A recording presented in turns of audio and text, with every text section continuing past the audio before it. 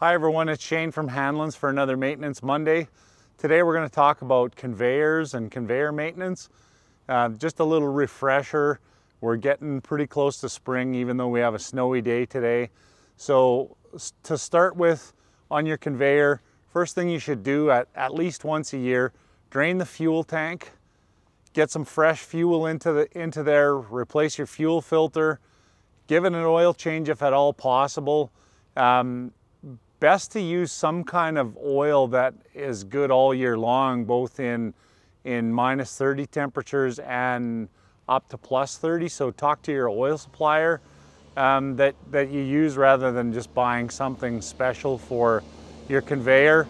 The guys at the parts counter have tune-up kits where you get an air filter, some spark plugs, fuel filter. Get one of those, give your engine a tune-up, give it an oil change, check your belts, go through and check all the bearings. You can either run it for a while and run a heat gun on them to check them that way. Some guys do it like that, or even just touch them with your hand to see if they're getting warm. Go in underneath the black shield and have a look at the wiring on your clutch. Make sure that everything is secure there, because we do see clutch wires come loose, get into the belt, get torn off, and then you end up buying a new $1,000 clutch. And then lastly, check the lacing on your belt. So run your conveyor until you can see your belt down at the bottom, you know, the splice. Have a look.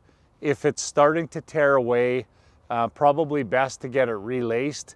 It's a lot cheaper to spend that time and have it relaced than to tear the belt and not be able to put a piece into it.